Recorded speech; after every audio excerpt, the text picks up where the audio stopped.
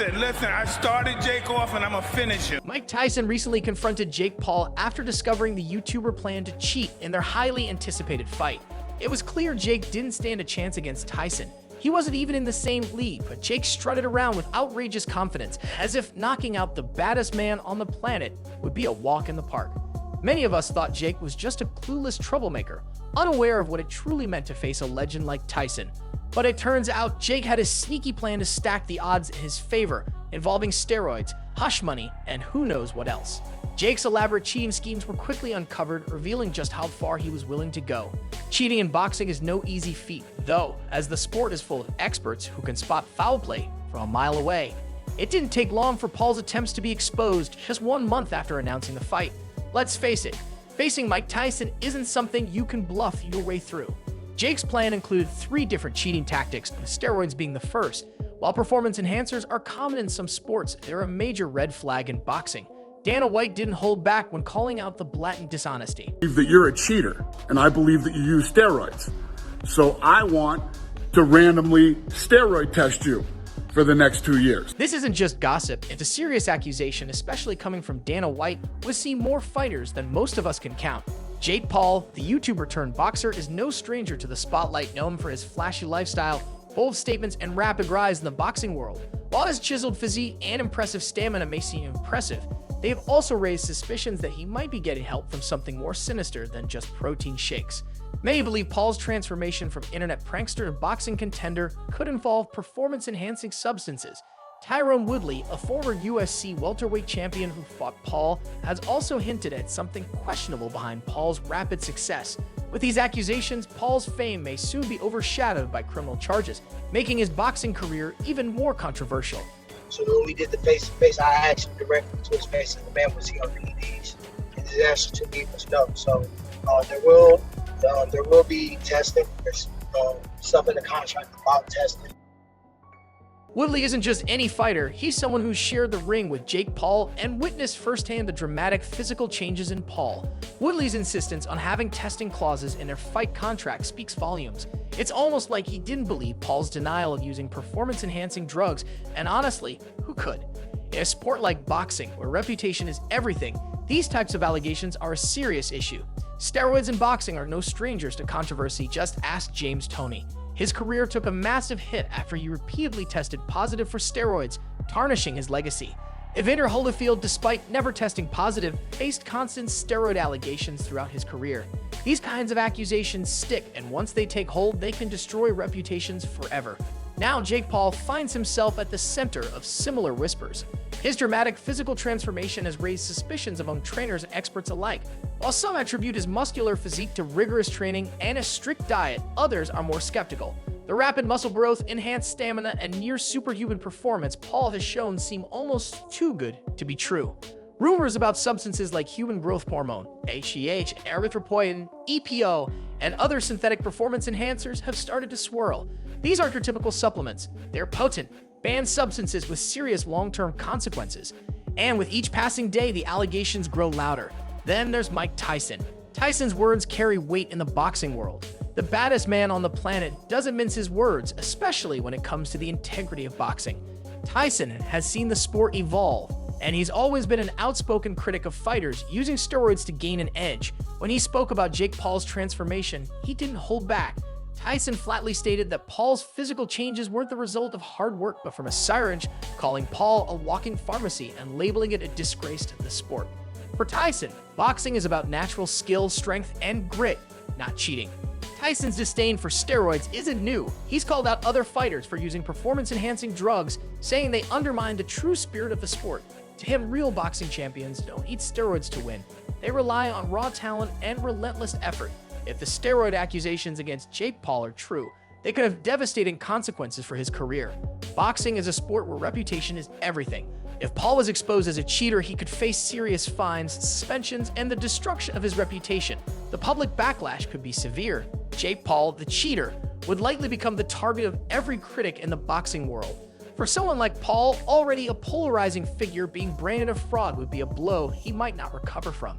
Fans who were on the fence about him would see this as confirmation of their worst fears, while those who already disliked him would be quick to celebrate his downfall. Mike Tyson's involvement in the drama only adds fuel to the fire. Tyson is one of the most respected fighters in history. His harsh words about Paul's alleged steroid use carry tremendous weight. He didn't just criticize Paul's physique, he outright questioned the legitimacy of his entire boxing career. Tyson's exact words were that Paul's muscles are as fake as his boxing career and that he's juiced up. Real fighters, Tyson argues, don't need steroids to succeed. Tyson is challenging Paul not just as a boxer, but as a representative of boxing's integrity. This clash of eras, Tyson's career built on raw talent versus Paul's controversy-laden rise, represents a larger battle over the soul of the sport itself. If Paul is using steroids, it turns what should be a noble contest of athleticism into a joke. Even the Saudi chief got on social media and said, "Mike, forget the script. Beat this guy." Tyson, whose career was built on raw talent and natural athleticism, pointed out that Paul's physique didn't match his claims. It's hard to take Paul seriously as a true contender in the heavyweight division when his body looks more like that of a couch potato than a seasoned fighter. All of this points to a larger issue. Jake Paul is more about playing the game of boxing than mastering it. Whether it's using cash, questionable tactics, or bending the rules to get ahead, he's becoming the embodiment of everything that's wrong with the celebrity boxing scene. For Mike Tyson and others who care about the integrity of the sport, this is a problem that needs to be addressed before it becomes the new norm. He's in his prime, he's fat. He should be lean and mean, he's fat and funky. Ouch, Mike Tyson's words sting, and he's not just throwing shade for fun. His comment about Jake Paul's physique cuts to the heart of Paul's irresponsibility and lack of seriousness in the sport. But hold on, Jake might actually have a sneaky plan behind that flabby facade. His tactic: cheating during the weigh-in. Jake could manipulate his weight by using extreme dehydration techniques, stepping on the scale to make the cut, and then rehydrating like a man stranded in the desert. By fight night, he'd be packed on pounds, gaining a significant size advantage. It's an old trick, but still as slunny as ever. Let's break it down. Jake Paul currently weighs around 190 old, barely scraping into the heavyweight category. Meanwhile, Tyson, even in his late 50s, is a solid 240 olds of pure muscle. This isn't just a minor discrepancy. It's a gulf as wide as the Grand Canyon. Jake's attempts to play the weight game reflect his desperation and lack of genuine preparation. To put this into perspective, let's look at historical weight struggles in boxing. Roy Jones Jr.'s ill-fated move to heavyweight is a prime example. He bulked up to fight John Ruiz, but the extra weight slowed him down and hurt his performance. Chris Bird's attempt to move down to light heavyweight also led to a sharp drop in his performance. Weight manipulation isn't just unethical, it's often counterproductive.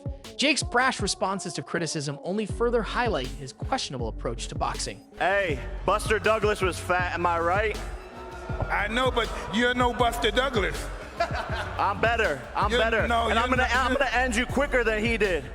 And you'll remember that forever. Nice try, Jake, but let's rewind to the infamous Tyson versus Douglas fight. Buster Douglas, indeed heavier than Tyson, pulled off one of the greatest upsets in boxing history. But unlike Jake, Douglas didn't rely on tricks or manipulation. He relied on skill, heart, and relentless determination. Comparing Jake Paul's physique to the heavyweights Tyson faced is almost laughable. Tyson fought true monsters like Lennox Lewis and Evander Holyfield, men who were heavyweights not just by weight, but by reputation and skill. Jake, on the other hand, is out here trying to bulk up, but still can't seem to shake off that fat and funky vibe so accurately described by Tyson. Now, how do these weight discrepancies affect performance? It's simple. Heavier fighters typically have more power, but they can be slower and less agile. Lighter fighters, if they bulk up improperly, risk losing their speed advantage while still not packing the punch to match their heavier opponents. Scientific studies on weight advantages in boxing show that proper weight management can improve performance, but manipulating weight through extreme dehydration and rapid rehydration can have the opposite effect. It can lead to decreased stamina, slower reaction times, and a higher risk of injury. Take Chris Burr as a cautionary tale. He was a successful heavyweight but struggled immensely when he dropped to light heavyweight. His body couldn't adapt, and his performance suffered drastically. Similarly, if Jake Paul thinks he can outsmart the system by manipulating his weight, he might find himself out of breath and out of luck when facing a seasoned warrior like Mike Tyson. So there you have it. Jake Paul's weight manipulation exposed in all its dubious glory. From Tyson's biting critique to historical examples showing how such tactics rarely pay off, it's clear that Jake is out of his depth. He might be trying to follow in the footsteps of boxing legends, but right now he's more of a pretender, trying to buy his way to glory. Let's see how long this charade lasts when he finally steps into the ring with the real deal.